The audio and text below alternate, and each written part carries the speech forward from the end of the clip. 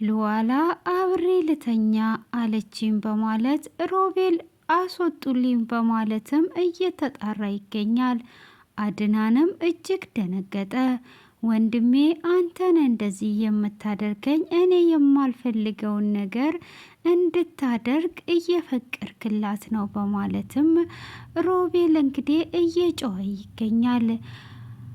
ሉዋናም አንተን እንዳሰብከው አይደለም በማለት ሁሉንም ነገር በግልጽ ካዳመጥከኝ የምነግርህ ይሆናል እያለችው ትገኛለች። ሰላም ጤና ይስጥልኝ፣ እየሩስ ነኝ።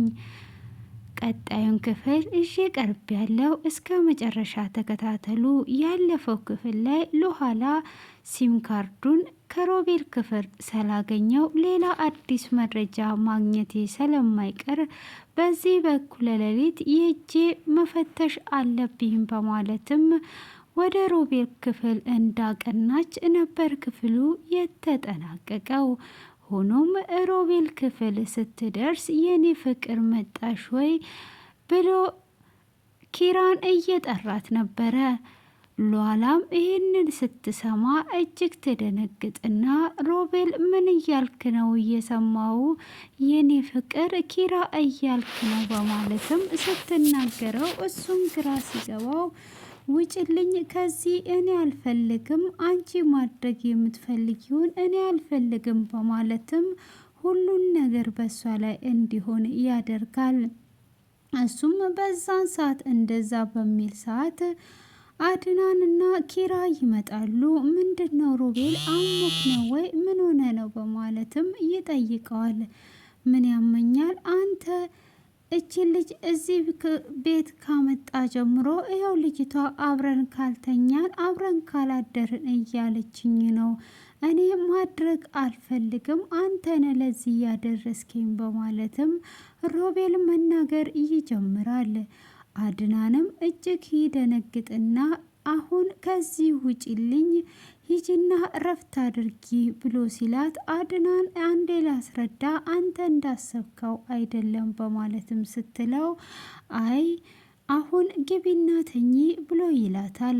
ሮቤልም አንተ ጅል፣ አንተ ሞኝ፣ ሁሉንም ነገር አሁን በእጆቼ ማድረግ እጀምራለሁ እያለም እንግዲህ ኪራም አንቺ እዚህ ጋር ምን ልትሆኝን የመጣሽው? ምንሽም ሳራን አይመስልም ከዚህ ሂጂ ስትላትም አንቺን ብላ ስትል ጭራሽ እንዴት ኪራን ትናገሪያለሽ በማለት ሮቤልም ሲደገፍ ነበረ። ሆኖም በቃ አድናን አንተ ረፍት አድርግ፣ እኔ ሮቤልን አወራዋለሁ አንተም ደግሟል በማለት ኪራ ሮቤል ጋር ልትሆን ስትል ሮቤልም ወንድሜ አንድ ጊዜ ብቻ እቀፈኝ በማለት አድናን እንዲያቅፈው ያደርጋል። አድናንም አቅፎት ወይኔ ወንድሜ ምን ሆነህብኝ ነው በማለትም ሲል ሮቤል ደግሞ አንዴ ትንሽ ጊዜ ነው የቀረኝ፣ ባዶን ጎዳና ላይ አወጣለሁ፣ እገላለሁ እያለ በውስጡ ያስባል። ኪራም ምንድነው እሱ ምን ተፈጥሮ ነው ብላ ወደ ኋላ ቀርቷ ስትጠይቀው አንቺን በምጠራይ ስም አንቺ መስለሽኝ እኮ እሷን ጠራዋት፣ ሁሉንም ነገር ሰማች በማለትም ይነግራታል። አሁን ካዲያ እሷ ሰለኛ ሁሉንም ነገር አወቀች ወይ በማለትም ሲጠይቃት አዎ ሁሉንም ነገር አውቃለች፣ አሁን እችን እንኳን እንደ ሳራ አልገላትም፣ አሰቃያታለሁ በማለትም ይነግራታል። እንግዲህ ሉዋናም እጅግ በመጨነቅ ሳሎን ላይ ቁጭ ብላ ትገኛለች። አድናንም ወደ ክፍሉ እንደገባ ኪራም ከዛ ትጨርስና እች ልጅ ፍቅር ይዟት ነው እንደዚህ የምትመላለሰው ብላ ስትለው ወይኔ ወንድሜ ታድሎ በጣም ልባም ሴት ናት፣ እንዴት ክራንች ላይ የተቀመጠን ልትወድ ትችላለች በማለት አድናንም ስለ ወንድሙ እየተደሰተ ኪራ ደግሞ እንዴት ታደንቃታለ ብላ እጅግ እየተናደደችና እየተቃጠለች ነው። እሱም ከዛ በመሄድ ሳሎን ላይ እንኳን ደስ አለሽ፣ ቃል እገባልሻለሁ ከወንድሜ ጋር ጥሩ ኑሮ ትኖራላችሁ በማለትም ሲመልስላት እዚህ ቤት ያላችሁት ሁላችሁም ጤነኛ አይደላችሁም ወይ በማለት ትመልስለታለች። ማለት ምን ማለት ፈልገሽ ነው ብሎ ሲላትም እንዴ እኔ የመጣሁት እህቴን ፍለጋ እንጂ የእናንተን ህይወትና ኑሮ ላቃና አይደለም። እኔ ሲም ካርዱን እዛ ስላገኘው ሌላ መረጃ ካገኘው ብዬ ስገባ ግን እኔ የጠበቀኝ ነገር ሌላ ነበር። የኔ ፍቅር ብሎ እየተጣራ ነበረ ብላ ትለዋለች። እሱም ማንን ነው ካዲያ ብለ ሲል መቼም እኔን አይደለም ላንተ ልንገር አልንገር ባላቅም ግን ኪራ የኔ ፍቅር እያለ እየተጣራ ነበር ብላ ስትለው እጅግ ይደነግጣል። እሱም ከደነገጠ በኋላ እንዴት ነው እንደዚህ የምትዩ?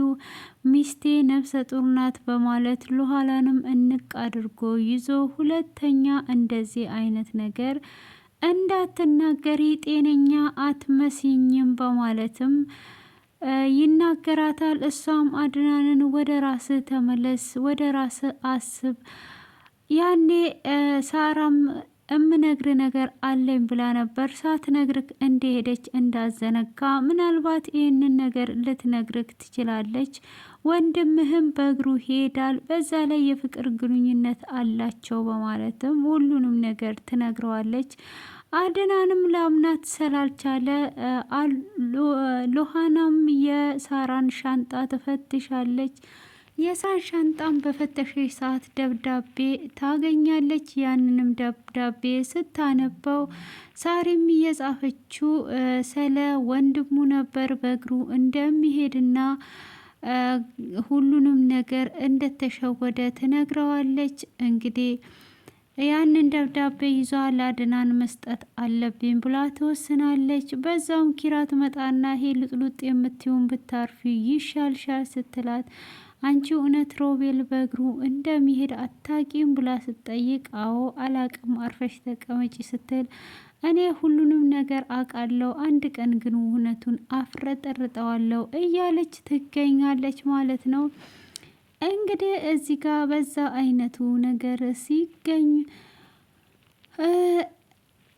እዚህ ጋር እንደዛ ካደረገች በኋላ አድናንን ማውራክ ነገር አለ በማለትም አንተ ወደ ራስ እንድትመለስ አይንን ግለጽ፣ ውጪ ላይ ና እማወራ ነገር አለ፣ እዚህ ጋር ማውራት አይመቸኝም ብላ ትለዋለች።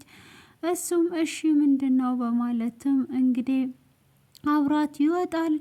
እንግዲህ ዛሬ ደግሞ ሮቤልና ኪራ አንድ ላይ ተኝተው እያለም ተይዘው ነበረ። እሷም ወደ አልጋ ላመጣው ስል እኔ ላይ ወድቆብኝ ነው በማለትም ማስቀይሰው ነበረ። እንግዲህ እጅ በፍንጅም ዛሬ ለትንሽ ነው የተረፉት ተዋርጄ ነበር እያለችም ስታወራ እንግዲህ ሉሃናም በሩ ስር ሆና ሁሉንም ነገር እያዳመጠቻት ነበር።